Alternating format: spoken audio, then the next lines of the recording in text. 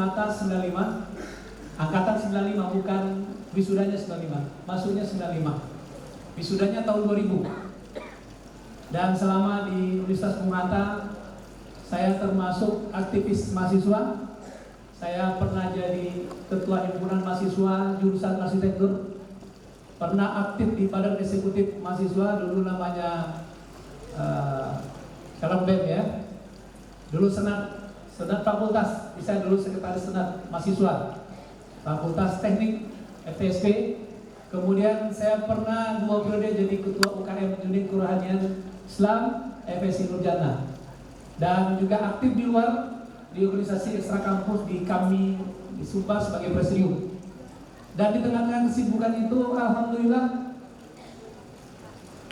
saya mencoba, karena selama ini di zaman kami itu aktivis mahasiswa biasanya lulus paling lama, nilai paling jelek. Dulu begitu. Apalagi kalau di belakang gedung ini dulu ada Mapala, ya, bahkan terkenal dengan mahasiswa paling lama. Itu hanya julukan saja. Sebagai orang-orang yang aktivis biasanya lama tamatnya, karena saking cintanya dengan kampus katanya. Tapi saya pikir mungkin karena tidak bisa membagi waktu dengan baik. Alhamdulillah di tengah-tengah kesibukan yang padat itu saya masih sempat, karena di arsitek ini kami tugasnya paling banyak. Jadi siang malam itu, kalau siang aktivitas organisasi, malamnya ngerjain tugas. Ini luar biasa, dan sering tidurnya kurang, kadang-kadang nggak tidur. Dan itu kita nikmati.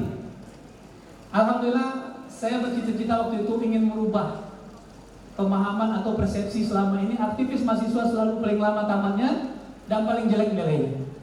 Maka saya alhamdulillah lulus sesuai dengan jadwalnya di angkatan saya dan menjadi lulusan terbaik di jurusan. Alhamdulillah.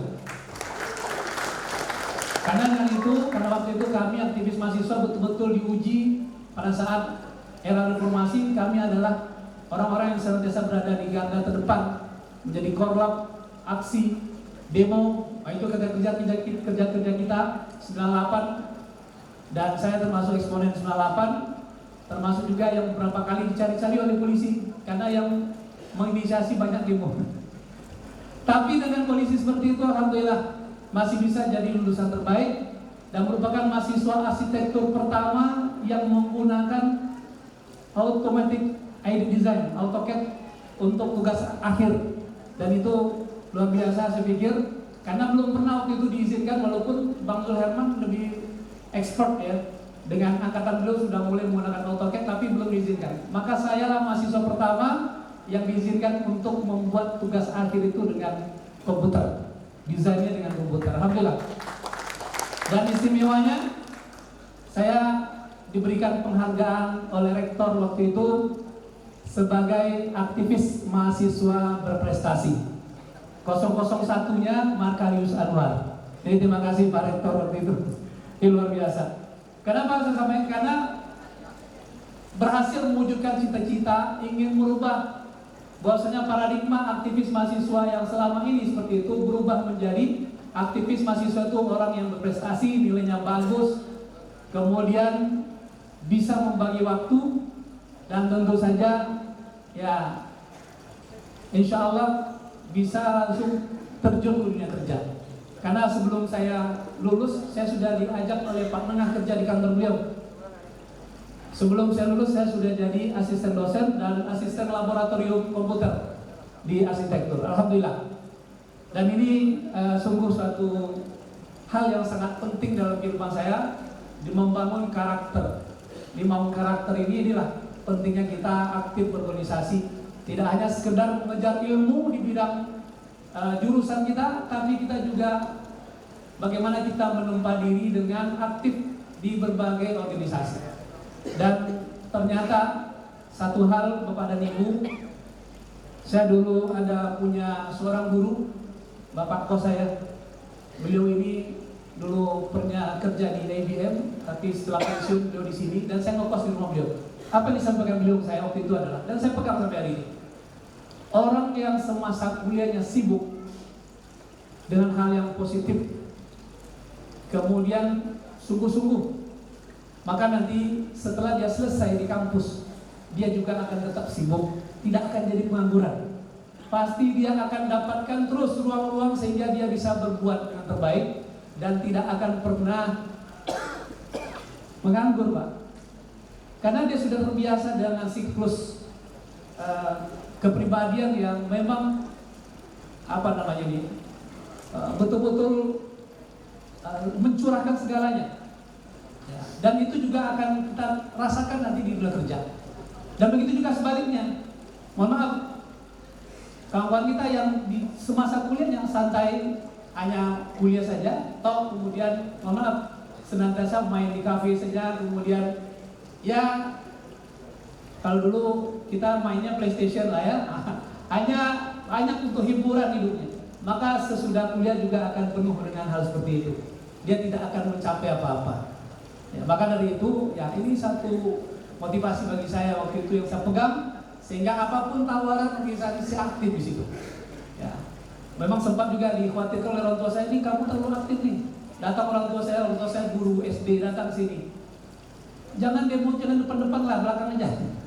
Kan tinggal selesai kuliah. Nah, itu kurang lebih seperti itu. Karena melihat aktivitas kita. Tapi kita yakin, ingat tujuan pertama kita masuk ke dalam kampus ini. Goal kita adalah, goal saya itu yang penting saya bisa memiliki skill di bidang arsitektur, kemudian saya lulus pada waktunya dengan nilai terbaik. Alhamdulillah Allah berikan dengan kesibukan yang ada. Oh ya, saya lupa satu lagi aktivitas saya waktu itu, ketua nunjang masjid Bagus Arab di depan di Wisma Warta. Jadi memang full hari-hari. Nah, kami punya wisma waktu itu bagaimana kita menjaga sholat subuh kita itu bisa di masjid. Dalam kesibukan itu dengan kurangnya tidur, tapi tetap sholat subuhnya di masjid. Nah, itu yang kita pegang. Alhamdulillah itu menjadi keseharian dan menjadi habit kita. Dan setelah itu saya sempat kuliah di Universitas Teknologi Malaysia, jurusan Urban Design, dan alhamdulillah bisa lulus di tengah kesulitan ekonomi. Jadi waktu itu saya sempat mengajar di sini, kemudian bekerja dengan Pak Dengah, dan waktu itu ini saya buka saja, sempat dijanjikan akan diberikan beasiswa oleh Bung Hatta. Saya ngajar, kemudian cuma waktu itu Bung Hatta lagi bangun kampus 3. Keuangan kampus tidak baik-baik saja. Akhirnya diputuslah. Sementara kaki sudah di dalam.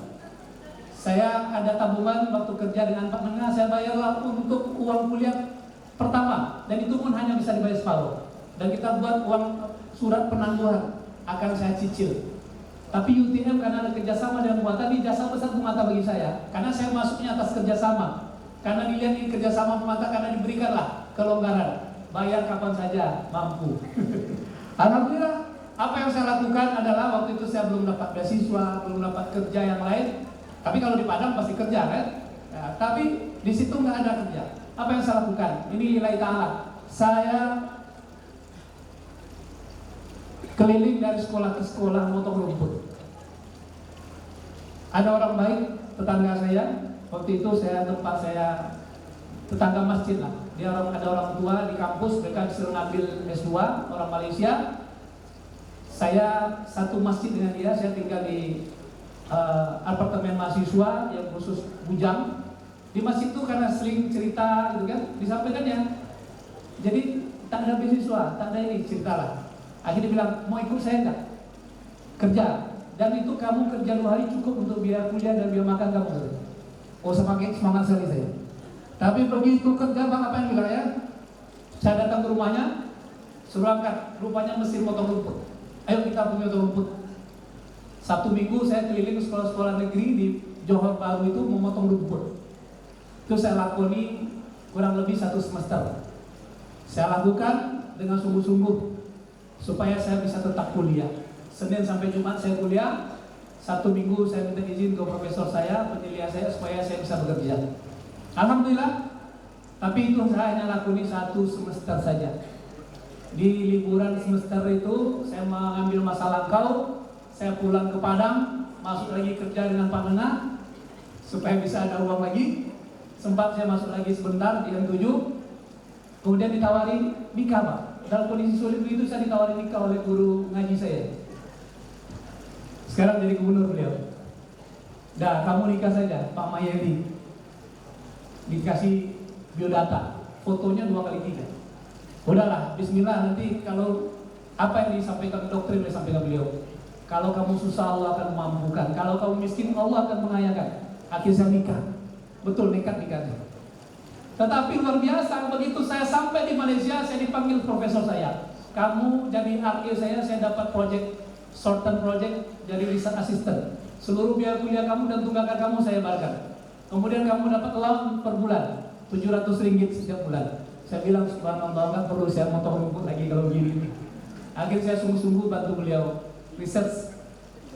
Kemudian di samping itu tadi kami cerita ada senior saya mengucap, kami dapat tawaran kerja malam hari di konsulat Indonesia, membantu konsulat memperbaiki data-data TKI. Waktu itu mau ada pemilihan presiden dan kami digaji. Saya kerja sore jam 5 sampai jam 10 malam kami kerja di konsulat. Ya, ada berapa mahasiswa? 10 orang waktu itu. Luar biasa, terbuka rezeki. Subhanallah. Itu karena menikah. Jadi kalau di sini kalau susah nikah aja ya. Alhamdulillah. Jadi alhamdulillah kuliah bisa selesai dengan baik. Alhamdulillah. S2 saya. Dan itu waktu itu saya ditawarkan langsung mengambil S3 oleh profesor saya. Cuma waktu itu istri saya dapat PTT di Riau, di Pekanbaru, tepatnya di Pelalawan. Maka saya mendampingi istri lah ke Pelalawan. Jadi tertunda S3 saya sampai hari ini. Ya, tapi hari ini insya Allah berniat lagi. Kemarin kita cerita sama Pak Dr. Zulherman, kayaknya kita mesti kuliah lagi insya Allah. Alhamdulillah sempat